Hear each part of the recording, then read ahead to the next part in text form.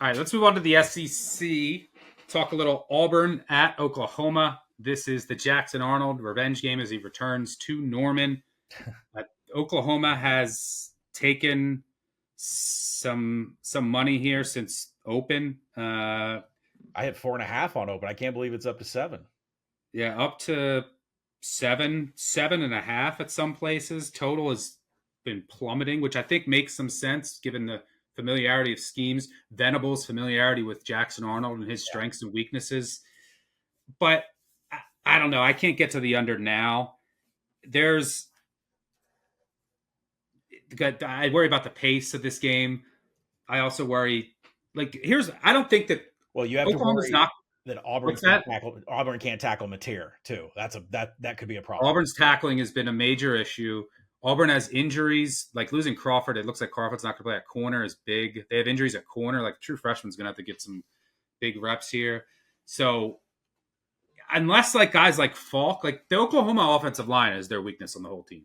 And they've had injuries and they have freshmen in there and they've got different guys. Also, R. Mason Thomas for Oklahoma, one of the best defenders. He's out for the first half. Can guys like Falk just get so much penetration and dominate this offensive line? That's, I think, Auburn's best path. I can't see Auburn running it against this. Like, their offensive line is really good, but the Oklahoma defensive front is good. Their linebackers are good. Venables is not going to let Arnold run it here. So they're going to dare him to throw.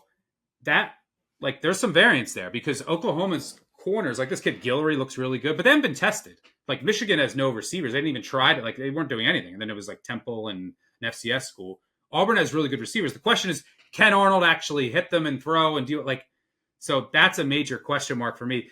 The injuries in the secondary and how Auburn's secondary has looked, I think might swing this to Oklahoma's way, but this is getting pretty expensive. The totals come down. I mean, eventually this total is going to get down to a point where I might look at the over.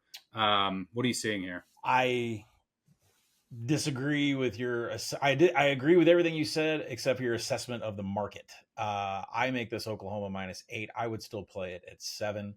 I think Oklahoma is that good, and I think Auburn's defense is a fraud. So a couple of things to back up those. Their run B's legit, but Oklahoma can't really run it. So that doesn't really matter. Baylor hit 13 passes of at least 12 yards against this. Yeah, that's how Baylor attacked. So you got to think that's how Oklahoma's going to attack. That's exactly where Deion Burks, Isaiah Satania, that's exactly where Mateer is coming in here. And it looks like Lewis is going to play their other receiver. Yeah, I mean, assuming Satania's hands show up to the game. South Alabama, this is the other thing that bothers me about Auburn.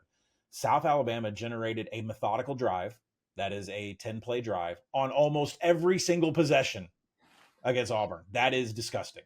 The national average is creating 1.5 methodical drives per game, and South Alabama nearly did it on every single possession. Auburn's outside the top 100 in defensive rush success rate, passing EPA, explosives are coming in standard downs, passing downs. They're getting torn up by everybody. And maybe it's just so the Baylor's offense is like in Arkansas. Maybe the Baylor offense is really good and the defense is really bad, and that Auburn just played to that in the first game, and we kind of got a misconception about who they were.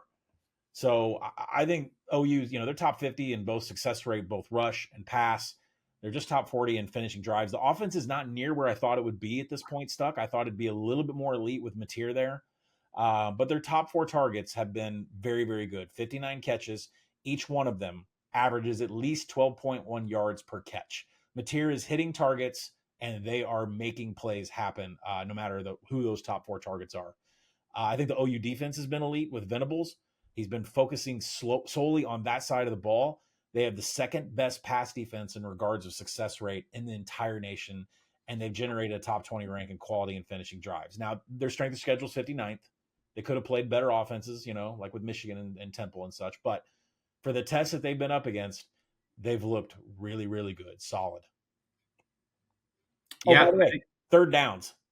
OU's only allowed 7 of 41 to be converted. I know the offense, you can point it out, but that is a nice mark. 7 of 41 third downs allowed. It's good. Yeah, their defense is elite. The only questions I have is just the corners, like Guillory. He looks really good. He looks the part. But they haven't been tested by receivers like this. But then again, is Arnold going to be capable enough to hit them consistently?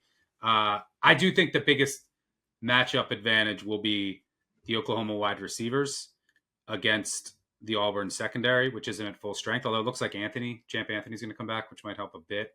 But not having Crawford is big, and he might get, like they say, is a game time decision. I don't think he's going to play. Venables is going to know exactly where to put pressure on the offensive line. He's going to know exactly if Jackson Arnold can get to his second and third progression. Venables is going to tailor make this defense this week for Jackson Arnold.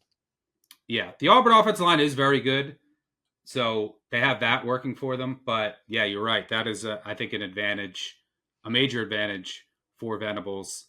Very good chess match between Venables and Freeze here.